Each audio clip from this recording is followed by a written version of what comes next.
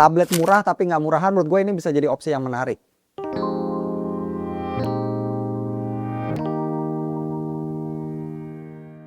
Bismillah, alhamdulillah kita ketemu lagi bareng gua Romi setelah kemarin Xiaomi lewat Redmi ngerilis produk tablet murah meriah. Sekarang giliran Poco, ya ini Poco Pad C1, nggak ada penampakan tabletnya, jadi cuma warna kuning aja kayak gini polosan. Nah, di belakang kita bisa lihat ini adalah versi warna grey dengan varian 464. Sebenarnya termasuk nggak gede-gede amat ya, pas-pasan lah kalau untuk kapasitasnya ya.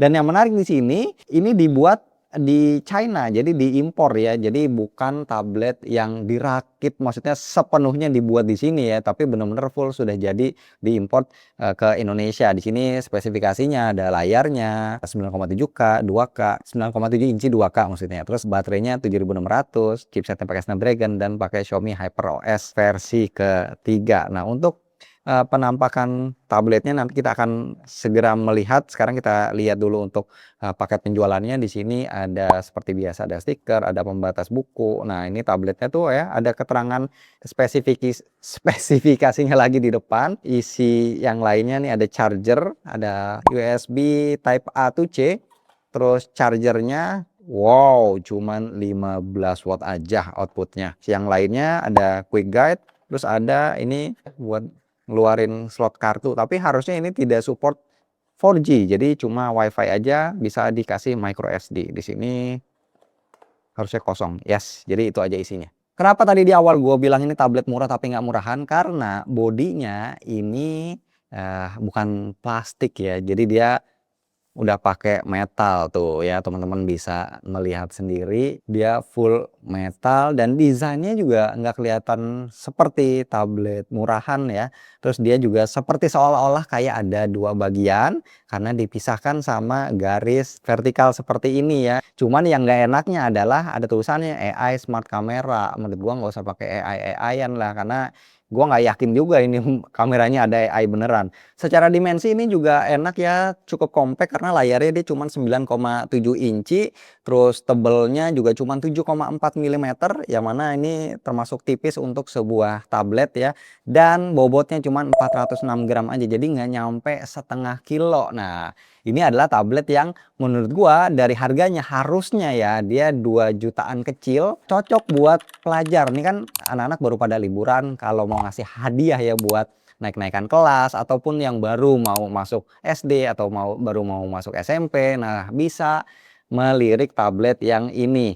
Nah, dia juga punya splash resistant ya buat cipratan-cipratan air kecil-kecilan lah. Sekarang kita body tour ya. Di bagian atasnya ini ada tombol power dan ada grill speaker. Di sebelah kanan ada volume rocker, ada dua ya. Terus di sini ada slot untuk kartu, untuk micro SD bisa sampai 2 TB. Di bagian bawah ada port USB-C, ada grill speaker lagi, dan ada jack audio. Jadi masih dikasih ya kalau mau pakai headphone kabel. Dan di sebelah kirinya ini kosong. Sekarang kita lihat layarnya nih 9,7 inci. Jadi selain bodinya yang bagus aluminium, jadi nggak ada plastik. Nah, layarnya juga menarik ya karena selain compact 9,7 inci, dia resolusinya nih enaknya udah 2K dan refresh rate-nya udah 120 Hz. Kalau kita lihat nih di home screen aplikasi yang terinstall seperti ini, kecuali ada Antutu, ada Mobile Legends, ini barusan gua install sendiri buat nyobain. Selebihnya ini adalah aplikasi bawaan yang kayak bloatware, ada booking.com,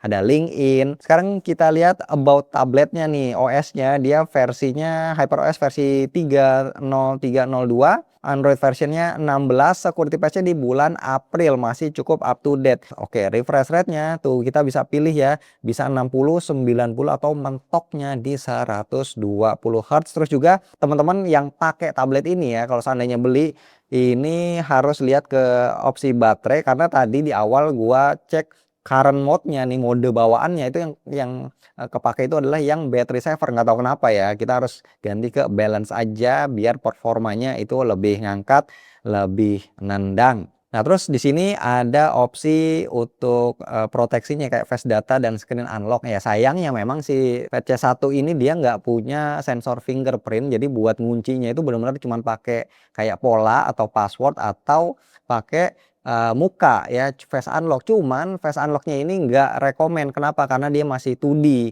jadi sangat-sangat rentan kalau kita lagi tidur terus teman kita pakai gitu ya buat buat unlock, nah itu bisa kebuka. Jadi harus ekstra waspada. Masih soal layar, sekarang kita coba buat nyetel video HDR. Nah, tadi kan gue bilang nih resolusinya 2K. Nah, kalau kita putar YouTube, oke, kita lihat resolusinya.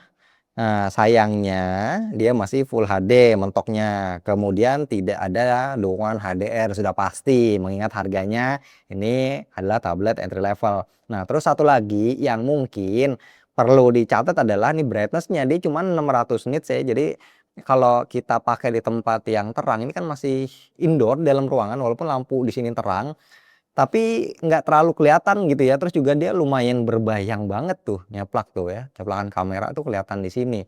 Terus juga untuk speakernya dia juga udah stereo ya, sebelah kiri dan sebelah kanan atau atas dan bawah kalau kita pakainya dalam posisi portrait.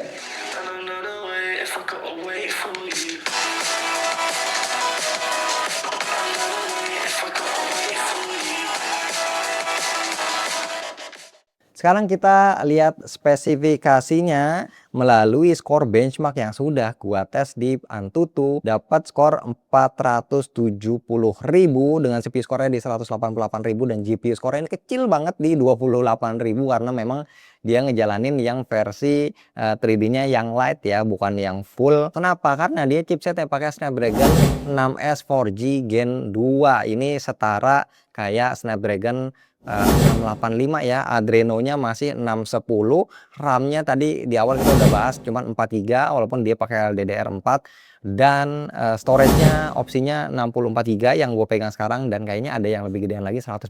Tapi kalau RAM masih oke lah, bisa di-expand ke 2 TB pakai micro SD. Cuma memang RAM-nya ini yang lumayan ya. Kenapa? Karena 4 GB ini takutnya ya umurnya tuh ya kalau kita pakai setahun atau 2 tahun ke depan aplikasi makin berat, kira-kira sanggup apa enggak gitu ya. Tapi kalau ngomongin multitasking yang penting jangan terlalu banyak buka apps aja ya. Contohnya kayak gini, ini cukup enak ya kita buka YouTube katakanlah ya. Nah, di bagian atas di sini ada titik 3, teman-teman bisa tap terus ada pilihannya nih mau ada di sebelah kiri, ada di sebelah kanan atau mau pop up. Nih kayak gini. Tuh, ya. Enak nih buat multitasking atau kalau mau pop up tampilnya seperti ini. Tuh, dan ini kita bisa geser-geser lagi. Dan size-nya juga bisa kita gede kecilin. Nah, menurut gua ini enak ya buat dipakai running beberapa aplikasi sekaligus. Walaupun ini tablet entry level tapi dikasih kemampuan seperti ini yang tinggal kitanya aja menyesuaikan, yang penting jangan buka terlalu banyak, misalkan 2 atau 3 aplikasi atau 4 ya maksimal, masih menurut gua masih oke lah. Nah, terus juga baterainya dia dapat 7600 mAh yang mana ini adalah baterai yang cukup oke buat sebuah tablet dengan size 9,7 inci ya. Yang mana harusnya kalau kita pakai buat nonton streaming ini bisa di atas 10 jam, dan kalau kita pakai buat kebutuhan sehari-hari bukan buat yang main game terus-terusan ini kayaknya survive ya antara 1,5 sampai dengan 2 hari ya kemampuan baterainya. Nah, untuk ngecasnya dia di 18 watt walaupun chargerannya tadi kita dapat cuman 15 watt aja. Jadi kita kalau mau maksimal harus nyediain charger sendiri dan dia bisa reverse charging di 10 watt ya. Nah, gimana kalau performanya ini kita pakai buat seandainya mau main game ya bisa, tapi jangan yang berat-berat. Nah, ini kayak yang udah gue install Mobile Legends Bang Bang ini masih enak ya. Kita sesuaikan aja pengaturannya, grafisnya. Jadi kita bisa mainin tanpa ada lag. Bahkan ketika kita main setengah jam, 1 jam itu masih oke-oke aja, masih terasa fine-fine aja, nggak bikin bete ya karena stuttering ataupun nge-lag. RAM-nya juga cuma 4 GB, jadi experience untuk UI-nya ini nggak terlalu cepet-cepet amat nih. Misalkan kita mau buka YouTube nih kayak gini, gue buka, tuh dia ada loading dulu, tuh baru jebret nongol. Terus kita mau close, nah terus misalkan kita buka lagi aplikasi yang lain, katakanlah kita mau buka Antutu Benchmark, tuh dia ada waktu dulu, nah baru nongol. Terus kita mau multitasking misalkan ke Canvas, tuh loadingnya kayak gini, ada waktu dulu ya yang dibutuhkan. Dan fun fact-nya Poco Pad C1 ini sebenarnya adalah tablet yang sama seperti ini, identik banget ya seperti Redmi Pad 2 9,7 inci yang sebelumnya udah gua cobain juga.